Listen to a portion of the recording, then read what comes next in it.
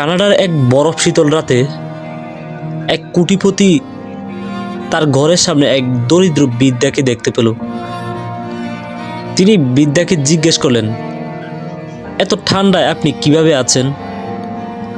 আপনার গায়ে কোনো উষ্ণ কাপড় নেই। বৃদ্ধ উত্তর দিলেন, আমার উষ্ণ কাপড় নেই, কিন্তু আমি মানিয়ে নিয়েছি।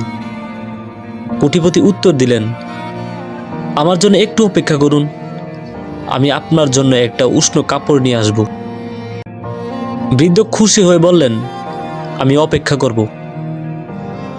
কোটিপতি তার বাড়িতে ঢুকে নিজের কাজে এতটাই ব্যস্ত হয়ে পড়লেন যে বৃদ্ধের কথা ভুলেই গেলেন।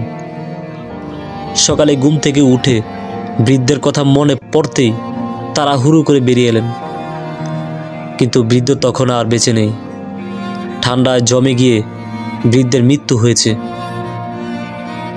বৃদ্ধের পাশে একটি চিরকুট পাওয়া গেল। তাতে লেখা ছিল, যখন আমার কোনো উষ্ণ কাপড় ছিল না, তখন আমি মানিয়ে নিয়েছিলাম, কিন্তু আপনি যখন আমাকে সাহায্য করার প্রতিশ্রুতি দিলেন, তখন সেই আশায় অপেক্ষা করতে করতে আমি ঠান্ডার সাথে লড়াই করার ক্ষমতা হারিয়ে ফেললাম। মিথ্যা প্রতিশ্রুতি মানুষকে ভেঙে ফেলে, তাই প্রতিশ্রুতি দেওয়ার আগে ভালোভাবে চিন্তা করুন এবং অপ্রয়োজনীয় মিথ্যা প্রতিশ্রুতি দেওয়া থেকে বিরত থাকুন। এই গল্প থেকে আমরা সবাই শিক্ষা নিতে পারি যে মিথ্যা প্রতিশ্রুতি দেওয়া একজন মানুষের উপর কতটা প্রভাব ফেলতে পারে।